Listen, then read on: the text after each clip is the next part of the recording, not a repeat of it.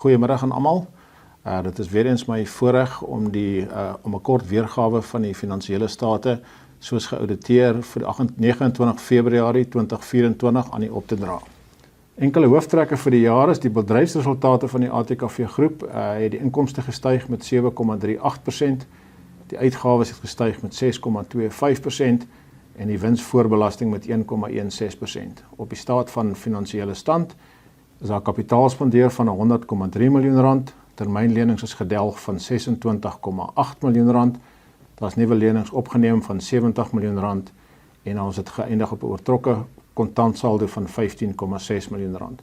Investering van die bates self, daar is R65,6 miljoen spandeer aan die oorde, R34,7 miljoen spandeer aan Hartbeespoort seefront, instandhouding en vervanging R52,8 miljoen aan die oordbates, wat aan die totale investering in oordbates op R118,4 miljoen bring en op Hartbeespoort seefront R35,6 miljoen. As ons dan kyk na die staat van wins en verlies en ander omvattende inkomste, sal jy sien dat die netto handelsinkomste het gestyg van R485,87 miljoen na R516,06 miljoen. Die uitgawes het gestyg van R489,86 miljoen na R520,46 miljoen. Dit is hoofsaaklik toe te skryf aan die kultuuruitgawes wat gehou is in Goudini, die kultuurkuier, die selfbetalingsgedeelte van die bateversekering as gevolg van verskeie vloede en weersomstandighede van ongeveer R1,4 miljoen en dan in die brandstof en elektrisiteitsuitgawe 'n minimale styging getoon as gevolg van die installasie van die sonkragpanele op alle oorde wat wel gedoen is. As ons dan kyk na die wins voor belasting, sal jy sien dat ons R50,89 miljoen wins gemaak het, teenoor verlede jaar se R23,52 miljoen, maar dit sluit in R27 miljoen se billike waardeaanpassing. As dit buite rekening gelaat word, is daar maar slegs 'n 1,16% styging in die wins. Die totale inkomste het gestyg van R528,67 miljoen na R568,81 miljoen. Die ledegelde toon 'n styging vanaf 49,38 na R52,94 miljoen, maar soos jy kan sien, is die invorderbaarheid van die ledegelde nog 'n redelike probleem na die COVID jare en nog nie op die vlakke waar dit was in 2018, 2019 of 2019, 2020 nie. Akkommodasie en konferensies toon 'n styging van R345,78 miljoen na R367,3 miljoen, maar weer eens die konferensiemark verkeer onder druk en die styging is hoofsaaklik te danke aan die styging in die akkommodasie. Die vermaak en handelsinkomste na COVID is geweldig onder druk en het afgekom van R59,7 miljoen na R58,0 miljoen toe, maar ver onder die vlakke van 2018-19 en 2019-2020. Die totale uitgawes het gestyg van R489,8 miljoen na R520,4 miljoen. Die projekkoste het 'n styging van R1,7 miljoen getoon van R25,7 miljoen na R27,4 miljoen, maar weer eens sal jy kan sien dat dit nog nie die spandering nog nie in lyn is met die in 2016, 2017 of 2017, 2018 nie. Die instandhouding, ek dink wat hierdie skyfie vir ons wys is dat die ATKV is verbind tot die instandhouding van die oorde om dit op 5-ster akkommodasie te hou en jy sal sien dat die styging van 52,1 na R53,7 miljoen vir die jaar onder oorsig. Maar die styging vanaf 2018, 2019 na 2023, 2024 is ongeveer 56% wat die maatskappy jaarliks meer aan instandhouding betaal. Die personeelkoste toon 'n styging van R166,7 miljoen na R190,2 miljoen en die toename is hoofsaaklik toe te skryf aan die vestiging van die Pro7 services wat voorheen uitgekontrakteer word en daar is 'n inflasie verhoging toegeken aan die personeel en geen bonusse is uitbetaal in 2023, 2024 nie. Die kapitaalspandering soos reeds verduidelik, 65 miljoen aan die oorde, 34 miljoen aan Hartbeespoort seefront, die oorde is hoofsaaklik 24 miljoen spandering aan sonkrag by eiland en die res van die is op oordbates spandeer en R34,7 miljoen aan Hartbeespoort seefront.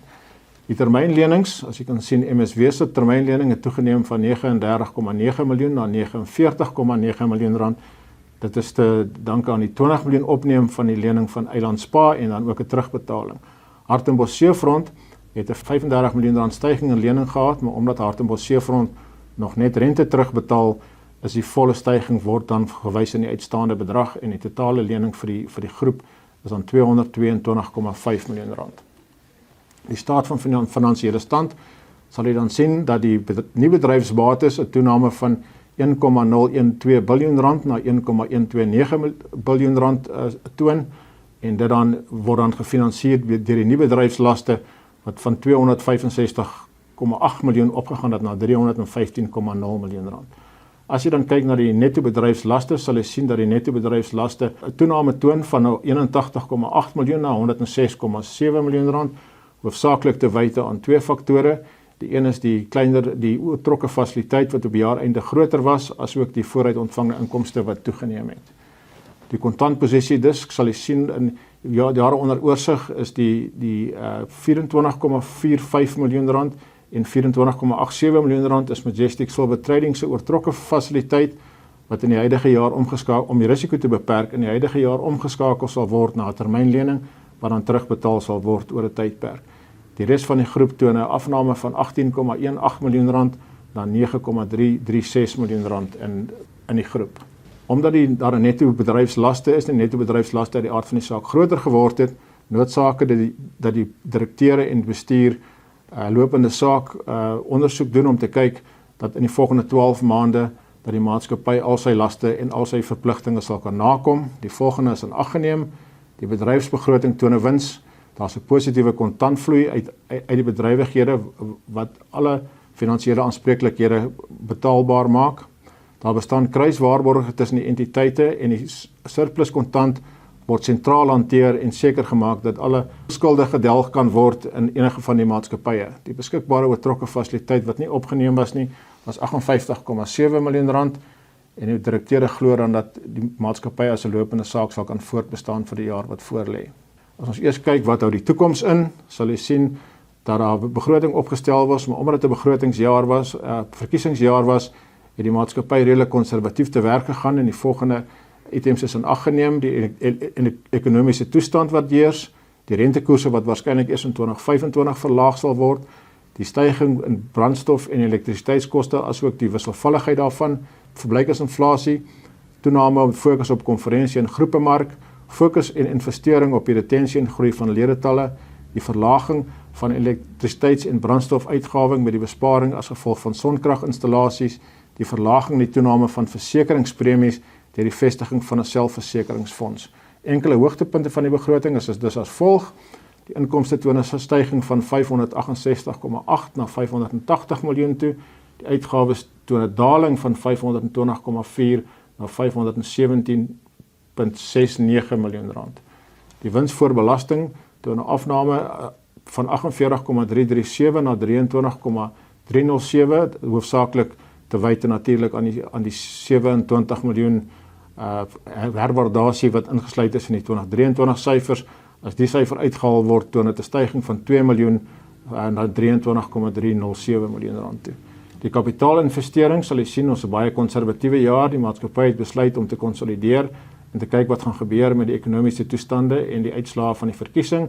Daarom is daar net 26,64 miljoen rand begroot om te spandeer, waarvan die groot meerderheid daarvan die sonkraginstallasie is by Goudini Spa.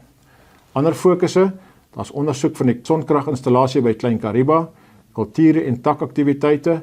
Daar word gekyk om die kultuuraktiwiteite meer befondsbaar te maak en inkomste gerig aan te bied.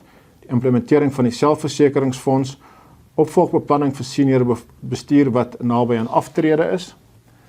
En ten spyte van al die uitdagings sal jy met my saamstem dat die ATKV opreg trots kan wees op die resultate wat behaal is vir die jaar onder oorsig. Hierdie prestasie sou egter nie moontlik gewees het sonder die harde werk en toewyding van die ATKV personeel nie. Die ATKV direksie en sy bestuur spreek al dank uit aan al die lede en die takstrukture wat hulle bydraes tot die ATKV se werksaamhede gemaak het en dus moontlik gemaak het dat die resultate behaal word. Wees verseker dat die ATKV steeds van krag tot krag sal gaan in die toekoms. Ek sê vir julle en almal baie dankie.